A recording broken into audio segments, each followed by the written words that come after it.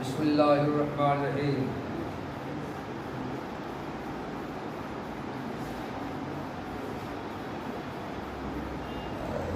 وبأن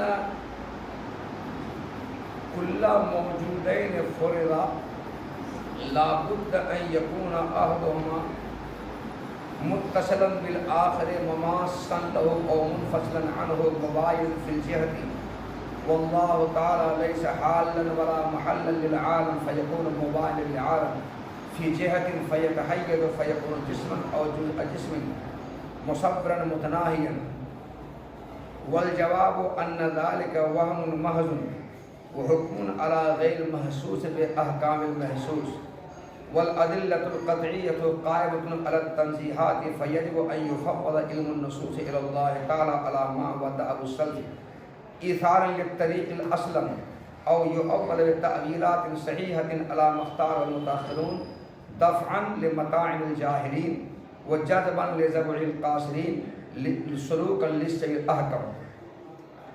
اہل سنت والجماعت کے مخالفین نے اللہ تعالیٰ کے لیے جسم ہونے، صورت ہونے، اعضاء جوارح ہونے، جہت ہونے کے سلسلے میں استدلال کیا ان نصوص سے جو نصوص کا ظاہری معنی جہت ہونا، جسم ہونا، صورت ہونا، اعضاء جوارح ہونا۔ وہ نصوص کون ہیں؟ ہم نے جمعرات کو بتلایا تھا، حدیث سے بھی اور قرآن سے بھی، دونوں سے نصوص پیش کیا تھا۔ مخالفین نے دوسری دلیل اللہ تعالیٰ کے واسطے جہت، جسمیت، اعلیٰ جوارح، حیز، متناہی ہونے کو ثابت کرنے کے لیے دوسری دلیل جو دی ہے وہ عقلی دلیل دی ہے۔ کون دلیل؟ عقلی دلیل دی ہے۔ عقلی دلیل یہ دی ہے کہ ہم کوئی بھی دو موجود فرض کریں، مثلا ایک موجود یہ ہے، دوسرا موجود یہیں پر، پتھر کہاں ہے؟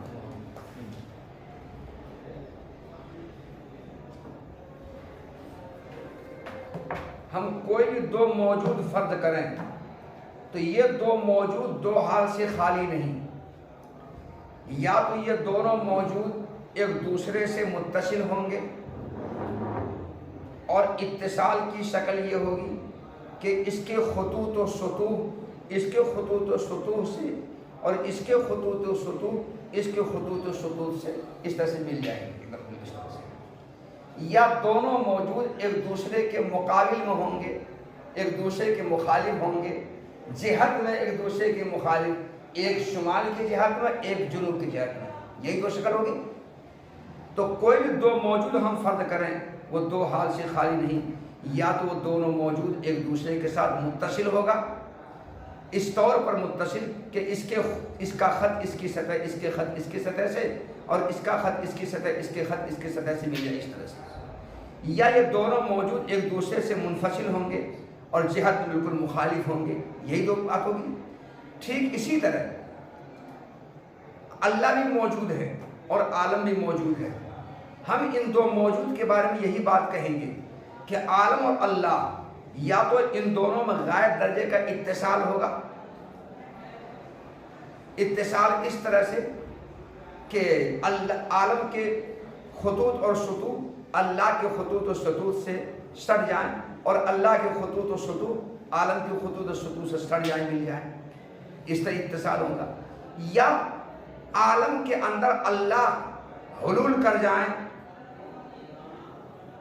عالم محل ہو اور اللہ حال ہو، یا عالم اللہ کے اندر حلول کر جائے، عالم محل ہو اور اللہ حال ہو، اس طرح بھی اتصال ہو۔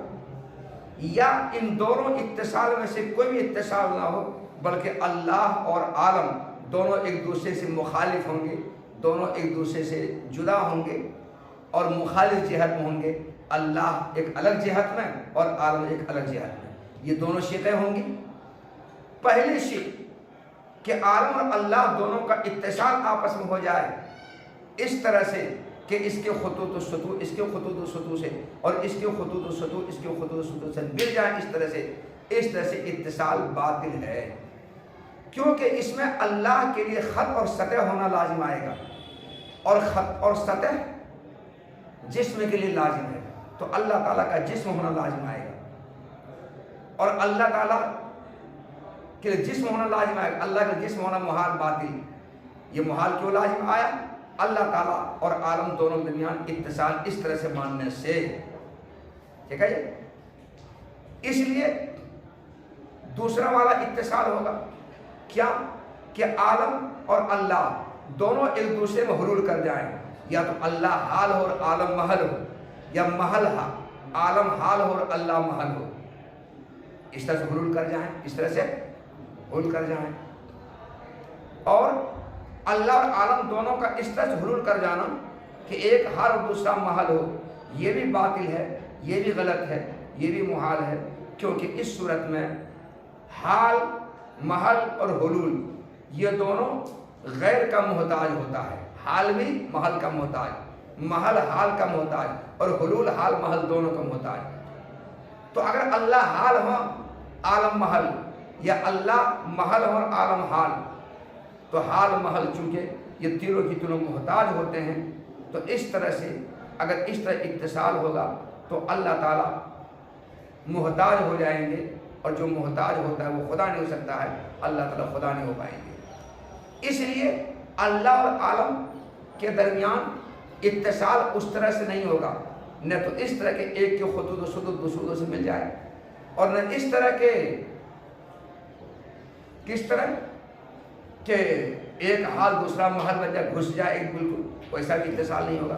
تو پتہ چلا کہ عالم اور اللہ دونوں میں اتصال نہیں ہوگا.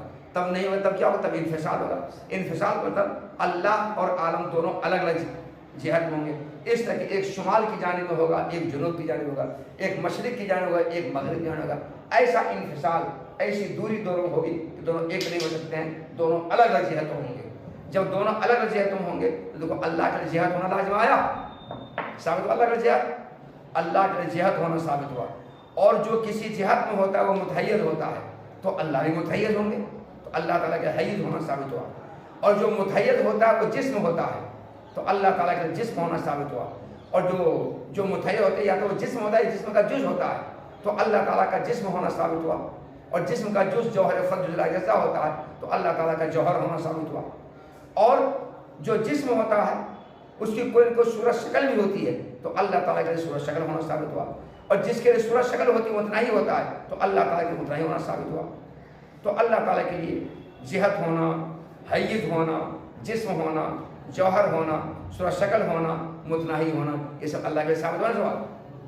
کس سے ثابت ہوا؟ اللہ تعالیٰ کے لیے عقیدے پیش کرنے سے. تو اللہ تعالیٰ کے لیے جہت، جسمیات، حیز، جوہر، متناہی، صورت شکل والا ہونے کو ثابت کرنے کے لیے عقلی دلیل پیش کی ہے. عقلی دلیل پیش کی ہے. اس عقلی دلیل کے پیش کرنے پر جواب یہ دے رہے ہیں کہ صاحب آپ نے اس عقلی دلیل میں دو موجود کے درمیان متصل یا منفصل ہونے کا جو حکم لگایا، یہی حکم اللہ تعالیٰ نے، یہی حکم آپ نے عالم اور اللہ دو موجود پر بھی متصل اور منفصل ہونے کا یہی حکم نے لگایا. تو دنیا کے دو موجود پر، عالم شاہد اور عالم دنیا کے دو موجود پر متصل یا منفصل ہونے کا جو حکم لگایا، یہی حکم آپ نے اللہ جو حواس سے غائب ہے، دنیا میں نہیں ہے، دنیا سے پرے ہے، اس کے اور عالم ان دونوں کے درمیان بھی آپ نے متصل اور منفصل ہونے کا یہی حکم لگایا. یہ قیاس الغائب علی الشاہد کے قبیل سے. کیا یہ علی الشاہد سے دنیا کا یہ دو موجود، یہ دو شاہد ہے، یہ موجود ہے، یہ آنکھوں سے ہم دیکھ رہے ہیں. اس لیے ان پر یہ دو موجود ہے، ان دو موجود پر متصل اور منفصل ہونے کا وہ حکم لگانا تو جائز و درست جو آپ نے لگایا. مگر اللہ یہ حواس سے غائب ہے، تو دنیا کے دو موجود پر، عالم شاہد کے دو موجود پر متصل یا منفصل ہونے کا جو حکم لگایا، یہی حکم آپ حواس سے غائب چیزوں پر آپ متصل منفصل کو لگا رہے ہیں. یہ صحیح نہیں ہے. یہ تو قیاس الغائب علی الشاہد کے قبیل سے ہے. حواس سے غائب چیز کو شاہد پر قیاس کرنے کے قبیل سے ہے، اور یہ جائز نہیں ہے. کیونکہ حواس سے غائب کو شاہد پر قیاس کرنا یہ قوت واہمہ کا کام ہے. کس کا کام ہے؟ یہ قوت واہمہ کا کام ہے. قوت واہمہ کا کام ہے. اور اللہ تعالیٰ کے جہت ہونے، جسم ہونے، متناہی ہونے، صورت شکل والا ہونے، جوہر ہونے سے پاک ہونے پر دلائل عقلیہ قطعیہ قائم ہے۔ اور قوت واہمہ یہ کہہ رہی ہے کہ اللہ تعالیٰ کے جہت، جسم، صورت شکل، متناہی ہونا، سب کچھ پایا جا رہا ہے، یہ کہنا ہے، یہ قوت واہمہ کا کہنا ہے۔ تو قوت واہمہ کہنا یہ سب چیزیں اللہ کے لیے ثابت ہیں، مگر دلائل قطعیہ عقلیہ ان سب چیزوں سے اللہ کے پاک ہونے پر قائم ہے۔ اور دلائل قطعیہ عقلیہ کے مقابلے میں وہم کا فیصلہ باطل ہے، وہم کا فیصلہ باطل ہے۔ تو قوت واہمہ یہ کہہ رہا ہے کہ اللہ تعالیٰ کے لیے جہت بھی ہے، جسم بھی ہے، صورت شکل بھی ہے، جوہر بھی ہے، متناہی بھی ہے، سب کچھ ہے، مگر دلائل عقلیہ قطعیہ ان سب چیزوں سے اللہ کے پاک ہونے پر قائم ہے۔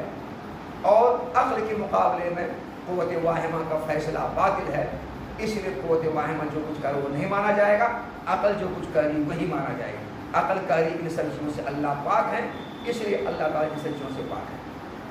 تو آپ نے اللہ کی حواس سے غائب ذات کو شاہد پر قیاس کیا، جو قوت واہمہ کا کام ہے، وہ قوت واہمہ کا کام ہے، قوت واہمہ کی کار شیطانی ہے، جبکہ دلائل عقلیہ ان سب چیزوں سے پاک ہونے پر قائم ہے۔ اور دلائل عقلیہ کے مقابلے میں، دلائل عقلیہ کے خلاف میں قوت واہمہ کا فیصلہ باطل ہے، اس لیے قوت واہمہ کی بات یہاں پر نہیں مانی جائے گی۔ اور اللہ تعالیٰ اور عالم دو موجود پر متصل یا منفصل ہونے کا یہ لگا کر اللہ تعالیٰ کے لیے جہت، جسمیت اور صورت شکل والا ہونا متعین ثابت کرنا جائز نہیں ہے۔ یہ جواب دیا ہے۔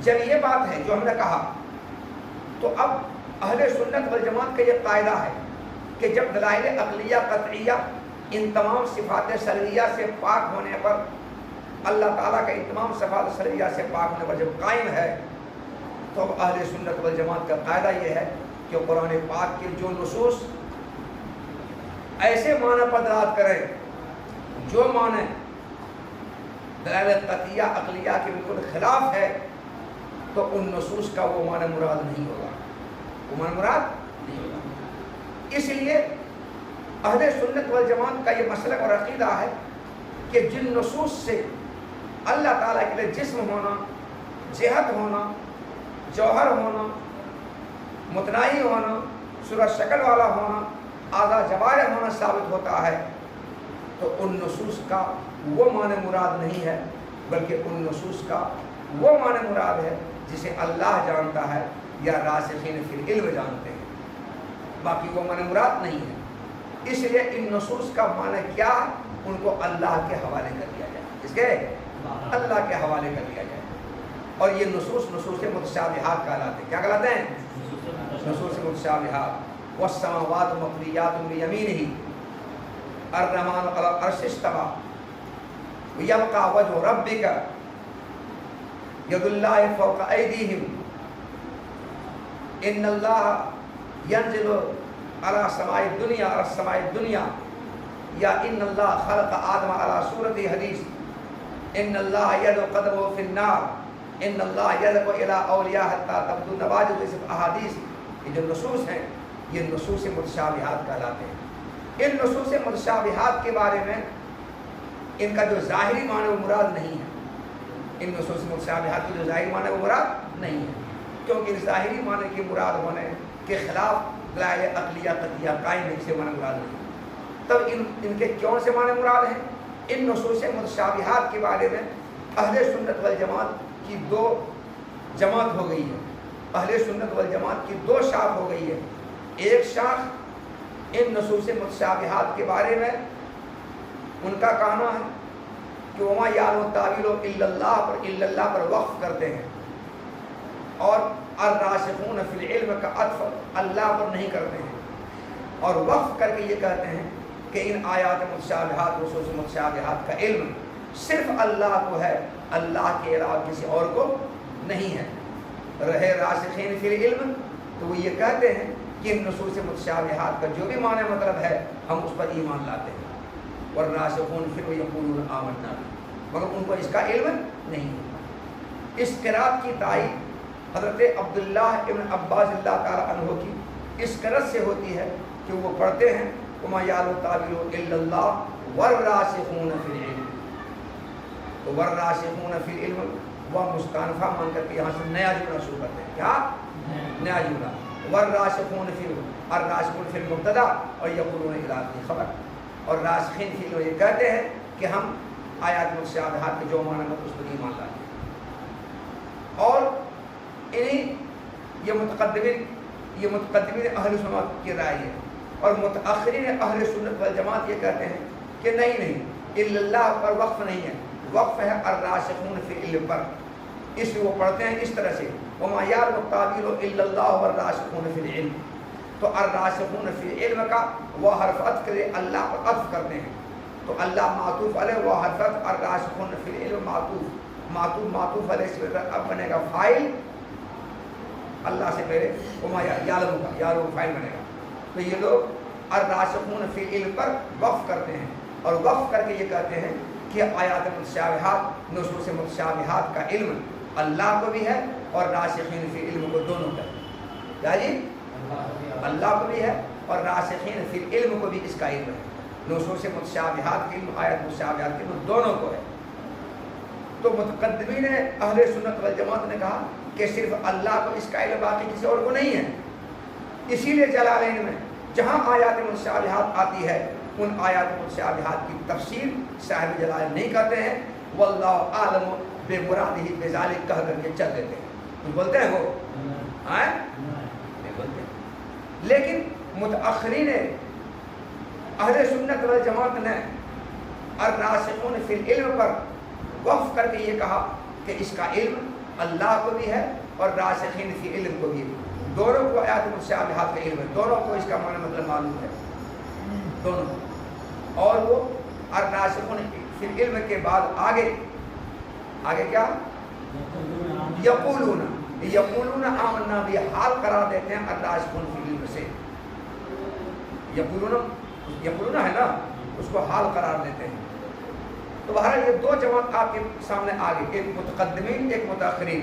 متقدمین اہل سنت اور متأخرین اہل سنت والجماعت. چونکہ متأخرین اہل سنت والجماعت کے زمانے میں مذاہب باطلہ رواج پا چکے تھے اور مشبہہ معطلہ اور معتزلہ فرقوں کا وجود ہو چکا تھا. تو ان معتزلہ مشبہہ اور مجسمہ ان فرقوں نے کم علم لوگوں کو اور کوتاہ علم لوگوں کو گمراہ کرنا شروع کیا. کس کے ذریعے؟ ان آیات متشابہات کے ذریعے. ان نصوص متشابہات کے ذریعے ان کو گمراہ کرنا شروع کیا اور کہنا شروع کیا ارے اللہ تعالیٰ کے لیے جسم جیسے ہمارے جسم ہے، ان کے لیے گوشت کو جیسے ہمارے گوشت ہے، اور وہ کھاتے پیتے جیسے ہم کھاتے پیتے ہیں، وہ چلتے پھرتے جیسے ہم چلتے پھرتے ہیں. جو کام ہم کرتے ہیں وہ سب کام کرتے ہیں. ہمارے بال بچے بیوی ہے، ان کے بال بچے بیوی ہے، جیسے ہم ویسے وہ بھی ہے. ظاہر اللہ کے سامنے یہ بات اللہ تعالیٰ کے بھاؤ کو گرا رہا ہے نا. تو اس طرح سے کمزور علم لوگوں کو اور کوتاہ علم لوگوں کو، کمزور عقیدہ کے مسلمانوں کو ان لوگوں نے گمراہ کرنا شروع کیا متأخرین اہل سنت کے زمانے میں. اس لیے متأخرین اہل سنت والجماعت نے مشبہہ معطلہ اور معتزلہ اور مجسمہ فرقوں کے گمراہی سے لوگوں کو بچانے کے لیے، گمراہی سے کوتاہ علم لوگوں کو، کمزور مسلمانوں کو ان کی گمراہی سے بچانے کے لیے ان آیات متشابہات کی تعویلیں کرنا شروع کی. ان آیات متشابہات نصوص متشابہات کی تعویلیں کرنا شروع کی. اور ان کی تعویلات کیا ہیں؟ کتب تفسیر میں ان کی تعویلات موجود ہیں. جیسے الف لام میم. الف لام، الف سے مراد اللہ ہے، نہیں الف سے مراد انا ہے، اور لام سے مراد اللہ ہے، اللہ. الف لام. میم سے مراد ان اللہ عالم بے معنی یا بے مرادی، میں اللہ اس مراد کو جانتا ہوں، یہ معنی میں نے کیا. ایسے ہی تو متأخرین کے زمانے میں چونکہ مذاہب باطل رواج پا چکے تھے اور مختلف گمراہ فرقوں کا وجود ہو چکا تھا اور یہ کمزور عقیدہ کے لوگوں کو اور کم علم لوگوں کو گمراہ کر رہے تھے، تو ان کی گمراہی سے بچانے کے لیے اور کمزور لوگوں کے بازوؤں کو تھامنے کے لیے، گمراہی سے بچانے کے لیے ان لوگوں نے ان آیات متشابہات کی تعویلیں کرنا شروع کی، ان کا معنی مطلب بتانا شروع کر دیا تاکہ گمراہی سے بچایا جا سکے۔ تو آیات متشابہات کے معنی مطلب اس کی تعویل کا ایجاد متأخرین ازمت کے زمانے ہوا ہے، پہلے نہیں تھا۔ اب آپ کی مرضی ہے کہ آپ متقدمین اہل سنت والجماعت کی راہ پر چلتے ہوئے چاہیں تو ان نصوص متشابہات کا علم اللہ کے حوالے کر دیں، اور محفوظ راستہ یہی ہے، بہتر راستہ یہی ہے، اچھا راستہ یہی ہے، گمراہی سے بچنے کا محفوظ راستہ یہی ہے، اور سلف صالحین کا طریقہ بھی یہی رہا ہے کہ اللہ عالم بالذالک کہہ کر کے اپنا چھٹی پا لیں۔ تو آپ چاہیں کہ ان نصوص متشابہات کے علم اللہ کے حوالے کر دیں اور کئی بار کو جانتا ہی نہیں، یا پھر جس طرح متأخرین نے ان نصوص متشابہات کی تعویلیں کی ہیں آپ بھی ان کی تعویل کریں، اور متأخرین نے ان کی تعویل کی ہے کیوں؟ متأخرین نے ان کی تعویلیں کی ہیں محفوظ راہ پر چلنے کے لیے، مضبوط راستے پر چلنے کے لیے ان کی تعویلیں کی ہیں لوگ برائی سے بچانے کے لیے، تو آپ بھی تعویل کر سکتے ہیں۔ تو چاہیں تو ان کا علم اللہ کے حوالے کر دیں جیسے سلف صالحین حوالے کرتے آئے ہیں، اور چاہیں تو آپ اس کی تعویل کرا دو، اختیار ہے، جو چاہے سو کرے۔ وہ بِأَنَّ، اور دوسرے اس دلیل سے انہوں نے استدلال کیا ہے کہ جو بھی دو موجود فرض کیے جائیں ضروری ہے کہ ان میں سے ایک دوسرے کے ساتھ متصل ہو، ایک دوسرے کے ساتھ کو چھو رہا ہو، یا ایک دوسرے سے جدا ہو، ایک دوسرے سے جہت میں بالکل مخالف ہو۔ تو اللہ تعالیٰ اور عالم دو موجود ہے، ان میں بھی یہی بات ہوگی، حالانکہ اللہ تعالیٰ نہ حال ہے اور نہ عالم کے لیے مال ہے، تو اللہ تعالیٰ عالم کے جہت بالکل مباین اور مخالف ہوں گے، تو پھر اللہ تعالیٰ متحیز ہو جائیں گے، اور ہر متحیز کے لیے کوئی نہ کوئی جسم ہوتا ہے، اللہ تعالیٰ کے لیے کوئی جسم ہوگا، اور ہر متحیز یا تو جسم کا جز ہوتا ہے، اللہ کے لیے جسم کا جز ہوگا، تو اللہ کا جسم ہونا، جسم کا جز ہونا لازم ہے، اور جسم کا جز جوہر فرد ہوتا ہے، جو لاجز ہوتا ہے، اللہ کے جو ہونا چاہیے جوہر فرد ہوتا ہے، اور اس کے لیے صورت شکل ہوگی تو اللہ کی صورت شکل ہوگی، یا متنائی ہوگا تو اللہ کی متنائی ہوگا وغیرہ، تو اللہ تعالیٰ کے سے ہونا ثابت ہوا۔ اور جواب یہ ہے کہ یہ صرف وہم ہے اور غیر محسوس پر محسوس کا حکم لگانا ہے، اور جواب یہ ہے کہ یہ صرف وہم ہے اور غیر محسوس پر محسوس کا حکم لگانا ہے، حالانکہ ان تمام صفات سلبیہ سے اللہ کے پاک ہونے پر دلائل قطعیہ قائم ہیں، اس لیے ضروری ہے کہ نصوص کا علم اللہ تعالیٰ کے حوالے کر دیا جائے، جیسا کہ سلف صالحین کا طریقہ رہا ہے، نصوص کا علم اللہ کے حوالے کیا جائے۔ کیوں؟ ایسان للطریق الاسلم، محفوظ راہ کو ترجیح دینے کی خاطر نصوص کا علم اللہ کے حوالے کر دیا جائے، جیسا کہ سلف صالحین کا طریقہ رہا ہے۔ اور یعول بتعویلات صحیحۃ سلوکا للصریح الاحکم، یا مضبوط راہ پر چلنے کی خاطر ان نصوص متشابہات کی صحیح تعویل کی جائیں، جیسا کہ متأخرین نے اسی کو پسند کیا ہے۔ کیا صحیح تعویل کرنا پسند کیا ہے؟ متأخرین صحیح تعویل کرنے کیوں پسند کیا ہے؟ جاہلوں کے اعتراضات کو ختم کرنے کے لیے، جاہلوں کے اعتراض کا جواب دینے کے لیے، اور کمزور قسم کے مسلمانوں کے بازوؤں کو تھامنے کے لیے، جذب تھامنا، زبر بازو، قاصر کمزور مسلمان، پھر فیجب، تو ضروری ہے کہ نصوص متشابہات کی علم اللہ تعالیٰ کے حوالے کر دیا جائے، محفوظ راہ کو ترجیح دینے کی خاطر، جیسا کہ سلف کا طریقہ رہا ہے، یا مضبوط راہ پر چلنے کی خاطر ان نصوص متشابہات کی صحیح تعویلات کی جائیں، جیسا کہ متأخرین نے صحیح تعویل کرنے کو پسند کیا ہے۔ متأخرین پسند کیوں کیا؟ جاہلوں کے اعتراض کا جواب دینے اور کمزور مسلمانوں کے بازوؤں کو تھامنے کے لیے۔ آپ کی مرضی ہے، چاہے آپ اللہ کے حوالے کر دیں یا تعویل کریں۔ یفوض کا مفعول لہو ایسان للطریق الاسلم، اور یعول بالتعویلات الصحیحۃ، یعول کا مفعول لہو سلوکا للصریح الاحکم، اور مختار و متأخرون میں اختارہ کا مفعول لہو دفعا لمتاع الجاہلین و جذبا لذوی القاصرین۔ یہ بات ولا یشبہہ شیء ای لا یماثلہ، اما اذا ارید بالمماثلۃ الاتحاد فی الحقیقۃ فظاہر، واما اذا ارید بها کون الشیئین بحیث یسد احدہما مسد الآخر ای یصلح کل واحد منہما لما يصلح له الآخر فرعين فلأن الشيء من الموجودات لا يصلح تعالى في شيء من الأوصاف فإن أوصاف من العلم والقدرة وغير ذلك أجل وأعلى مما في المخلوقات بحيث لا مناسبة بينهما ولا يشبهه شيء. اللہ تعالیٰ کے مشابہ کوئی چیز نہیں ہے، یعنی اللہ کے مماثل کوئی چیز نہیں ہے. اللہ کے مماثل کوئی چیز نہیں ہے، نہ یہ اللہ کے مماثل، نہ یہ اللہ کے مماثل، نہ گلاس اللہ کے مماثل ہے.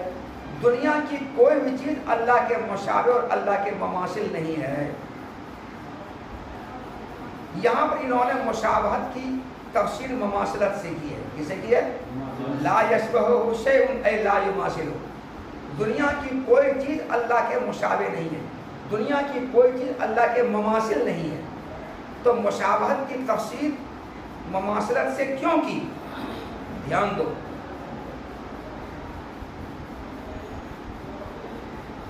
مشابہت کا ایک معنی ہے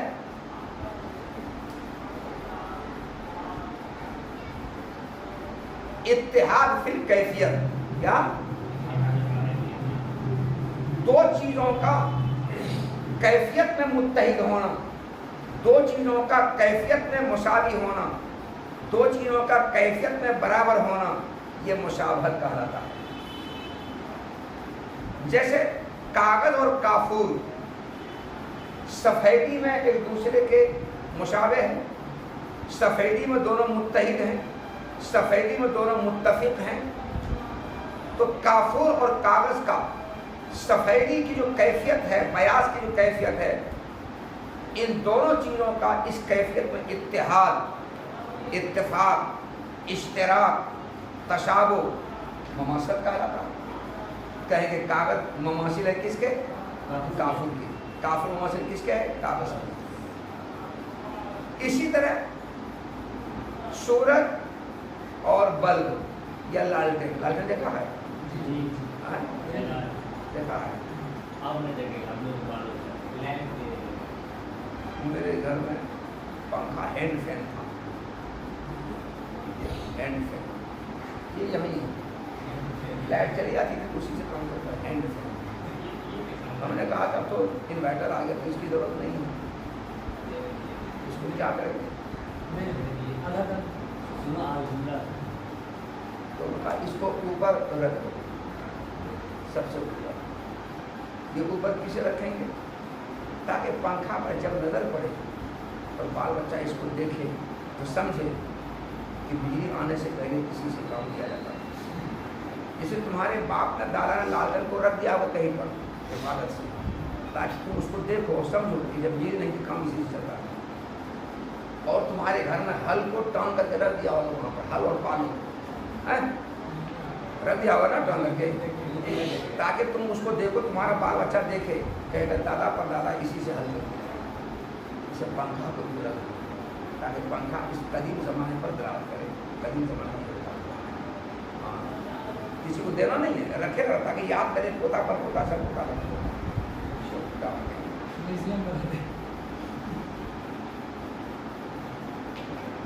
ایک آدمی بیچ کوئی جھنڈا اپنے چھت پر اسے رکھے ہوا تھا، چھت پر سے کھول دیا لکڑی کو،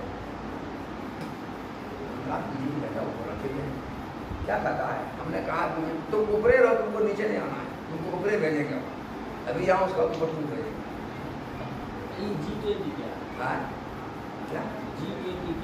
G20 گروپ 20 گروپ 20 جی گروپ کا شارٹ ہے. باقی اتنے سور سب آئے ہوئے ہیں ان سوروں کو نہیں جانتا ہوں. یہ G20 کا یہ 10 سال میں ایک بار ہوتا ہے. گروپ 20 20 ممالک کا گروپ ہے. سال میں ایک بار 20 آدمیوں کا 20 ممالک کا گروپ ہے.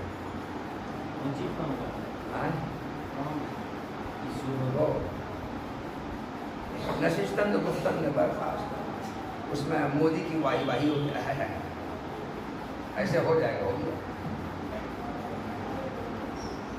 ہاں تو آفتاب اور بلب کا دونوں روشنی میں شریک ہیں، تو دونوں میں روشنی روشنی میں دونوں کا اتحاد، روشنی میں دونوں کا مساوات، روشنی میں دونوں کا اتفاق، یہ مماثلت کہا ہے۔ کیا کہہ رہا ہے؟ یہ مماثلت کہا ہے۔ تو مماثلت کا ایک معنی یہ ہے۔ تو اب اگر مشابہت کا ایک معنی یہ ہے، سمجھے مشابہت کا معنی؟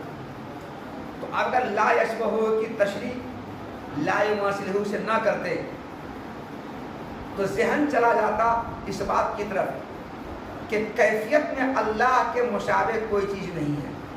ولا یشبہ شیء کا ترجمہ کیفیت میں کوئی چیز اللہ کے مشابہ نہیں ہے، اور کسی کیفیت کے ساتھ متصف نہ ہونے کا مضمون اس سے پہلے گزر چکا ہے، گزر رہا ہے۔ ولا بالکیفیت گزر رہا ہے، ولا یتصف بالکیفیت، اللہ نے کسی کیفیت کے ساتھ متصف نہیں ہے، تو کسی کیفیت کے ساتھ متصف نہ ہونے کا مضمون گزر چکا ہے، اور کیفیت میں کوئی چیز اللہ کے شریک نہ ہونے کا مضمون گزر چکا ہے۔ ارے کوئی ایسی کیفیت نہیں ہے جس کیفیت میں اللہ کے ساتھ کوئی دوسرا شریک ہو۔ اللہ کی کوئی کیفیت نہیں ہے جس کیفیت میں اللہ کے ساتھ کوئی شریک ہو، یہ مطلب ہو جائے گا بات کا۔ اب اگر ہم لا یشبہ کی تشریح لا یماثلہ سے نہ کریں تو مشابہت کا وہی معنی ہوگا۔ کیا معنی؟ کہ کوئی بھی چیز کیفیت میں اللہ کے مشابہ نہیں ہے، یعنی کوئی ایسی کیفیت نہیں ہے جو کیفیت اللہ کی ہو اس میں کوئی دوسرا شریک ہو، ایسا کوئی۔ اور کیفیت کے ساتھ متصف نہ ہونے کا مضمون گزر چکا ہے، کیفیت کے ساتھ متصف ہونے کی نفی اس سے پہلے گزر چکی ہے۔ اب دوبارہ اگر وہی مطلب لیا جائے تو ایک ہی مضمون کا تکرار لازم آئے گا۔ کیا لازم آئے گا؟ ایک ہی مضمون کا تکرار لازم آئے گا۔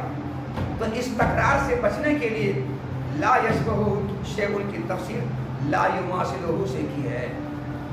کوئی چیز اللہ کے مشابہ نہیں ہے، یعنی کوئی چیز اللہ کے مماثل نہیں ہے، کوئی چیز اللہ کی طرح نہیں ہے۔ سمجھ بات کو؟ تو مشابہت کی تفسیر مماثلت سے کیوں کی؟ کیونکہ مشابہت کا معنی وہ ہے۔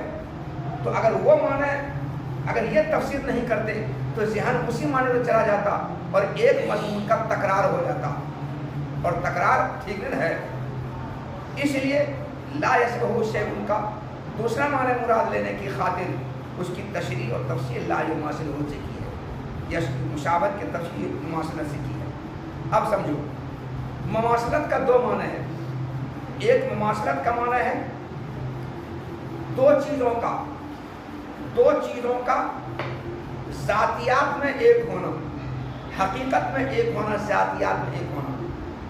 جیسے یہ دو لڑکا ہے، ان دونوں ذاتیات میں دونوں ایک ہیں، حقیقت میں دونوں ایک ہیں۔ جو اس کی حقیقت اور ذاتیات ذاتی ہے، وہی اس کی بھی حقیقت اور ذاتیت ہے۔ جو اس کی حقیقت اور ذاتیت وہی اس کی حقیقت ذاتیت۔ اس کی حقیقت اور اس کی ذاتیات کیا ہے؟ حیواناتی ہونا۔ اس کی بھی ذاتیات اور اس کی حقیقت کیا ہے؟ حیواناتی ہونا۔ تو اب یہاں پر کیا کہیں گے؟ یہ دونوں ذاتیات میں اور حقیقت میں متحد ہیں، یہ کہا جائے گا۔ یہ دونوں حقیقت اور ذاتیات میں متحد ہیں، یہ کہا جائے گا۔ یا یہ دونوں ہیں، یہ ذاتیات میں حقیقت میں دونوں متحد ہیں۔ تو مماثلت کا ایک مطلب ہے اتحاد، دو چیزوں کا حقیقت میں اور ذاتیات میں مساوی ہونا، برابر ہونا، ایک ہونا، یہ مماثلت کا معنی ہے۔ جیسے مثال دے کر ہم نے بتلایا، اس معنی کے اعتبار سے کوئی چیز اللہ کے مماثل اس سے نہیں ہو سکتی ہے کہ اگر اسی کو اللہ کے مماثل قرار دو گے، یا اس کو اللہ کے مماثل قرار دو گے، یا ان سب کو اللہ کے مماثل قرار دو گے، تو مطلب یہ ہوگا کہ اللہ کی جو ذاتیت اور حقیقت ہے وہی ان سب کی ذاتیت اور حقیقت ہے، اور اللہ کی ذاتیات اور حقیقت میں سے ان کا واجب الوجود ہونا ہے۔ تو اگر یہ سب اللہ کے ذاتیات حقیقت میں اللہ کے مماثل ہوں گے تو یہ سب بھی واجب وجود ہوں گے، اور یہ سب واجب وجود ہوں گے تو تعدد وجبہ لازم آئے گا، اور تعدد وجبہ توحید کے منافی ہے۔ توحید تو یہ ہے کہ معبود صرف ایک کو، یہ معبود چند ہو رہے ہیں، توحید باطل ہو رہی ہے۔ تو اللہ کے مماثل کسی چیز کو ماننے سے توحید باطل ہو رہی ہے، اس لیے اللہ کے مماثل کوئی چیز نہیں ہے۔ تو مماثلت کا یہ جو معنی بیان کیا، اس معنی کے اعتبار سے اللہ کے مماثل کوئی چیز نہیں ہو سکتی ہے کہ اللہ کے مماثل ماننے سے تعدد وجبہ لازم آئے گا، اور تعدد وجبہ باطل ہے کیونکہ توحید کی منافی ہے، توحید سے باطل ہو رہی ہے۔ اس معنی کے لحاظ سے کسی چیز کا اللہ کے مماثل نہ ہونا سمجھ آیا۔ اچھا جی، مماثلت کا دوسرا معنی یہ ہے کہ دو چیزوں میں سے ایک کا دوسرے کے اس طرح قائم مقام ہونا کہ ان میں سے ایک جو کام کر سکتا ہے دوسرا وہی کام کرے گا. یہ دو چیز ہے، اس کے قائم مقام ہونا اور اس کے قائم مقام ہونا اس طور پر کہ جو کام یہ کر سکتا ہے وہ کام یہ بھی کر سکتا ہے، جو کام یہ کر سکتا ہے وہ کام یہ بھی کر سکتا ہے. مماثلت کا دوسرا معنی یہ ہے.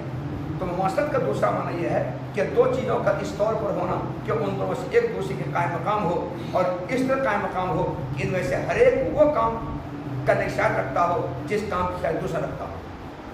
یہ مماثلت کا دوسرا معنی ہے.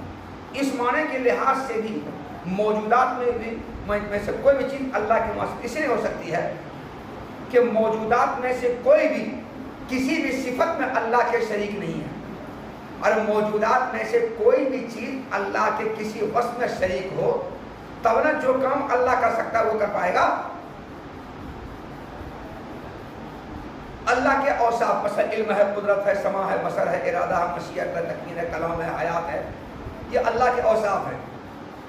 ان اوصاف میں سے کوئی بھی چیز دنیا کے موجودات میں سے اللہ کے شریک ہوگا تب نہ جو کام اللہ کر پائیں گے وہ بھی کر پائے گا.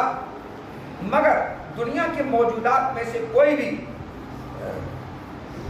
مخلوقات کے موجودات میں سے کوئی بھی اللہ تعالیٰ کے ان اوصاف میں سے کسی وصف میں شریک نہیں ہے، کیونکہ اللہ تعالیٰ کے یہ سب اوصاف پائے جاتے ہیں اور مخلوقات میں یہ سب اوصاف پائے جاتے ہیں، مگر اللہ تعالیٰ کے اندر پائے جانے والے یہ اوصاف مخلوقات کے اوصاف سے بہت ہی بلندر ہے، بہت ہی اعلیٰ ہے.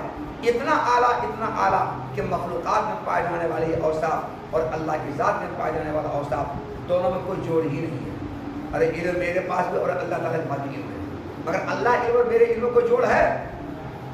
قدرت اللہ کے پاس بھی، میرے پاس بھی، تمہارے پاس بھی، مگر ہمارے تمہارے قدرت اللہ قدرت کو جوڑ ہے نہیں ہے.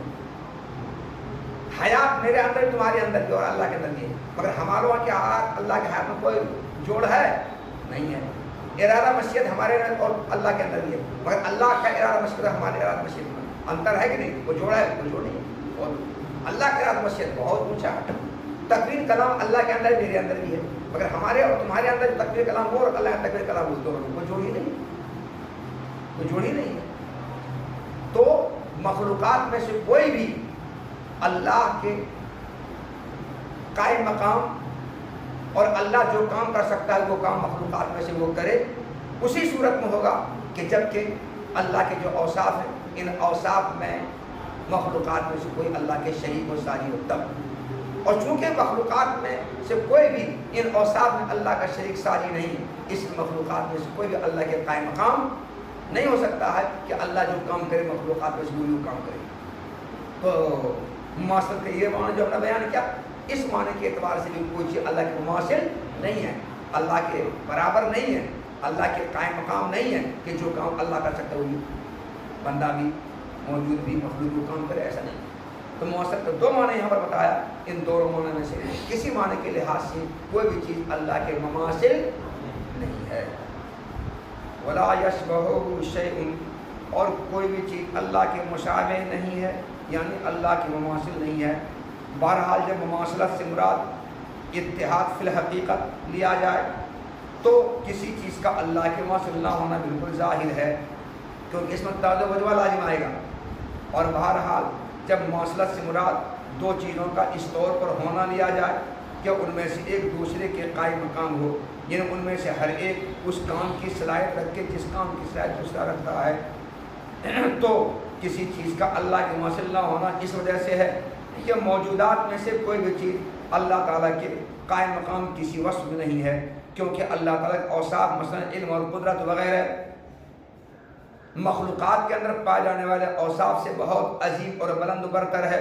اتنا عظیم بلند برتر ہے کہ مخلوقات کے اوصاف اللہ کے اوصاف کے درمیان کوئی جوڑ ہی نہیں ہے، کوئی مناسبت ہی نہیں ہے. قال فی البدایہ ان العلم منا موجود وارض وعلم محدث وجائز الوجود ويتجدد في كل زمان فلو اثبتنا العلم صفت للہ تعالی کان موجودا و صفت قدیمتا و واجب الوجود دائما فی الازل الی الابد فلا یماثل علم الخلق بوجہ من الوجوہ ھذا کلام. اس کا پہلے یاد کر لیں. کس کا؟ کس کا؟ اچھا کر لیتے کر دیں بغیر کیے نہیں جائیں گے. ابھی انہوں نے کہا کہ اللہ تعالیٰ کے اندر پائے جانے والے اوصاف اور مخلوقات کے اندر پائے جانے والے اوصاف کے درمیان کوئی جوڑ نہیں ہے. اللہ تعالیٰ پائے اوصاف بہت عظیم بلند برتر ہے اور مخلوقات میں پائے اوصاف بہت گھٹیا ہے, بہت نیچ ہے, کوئی جوڑ نہیں ہے.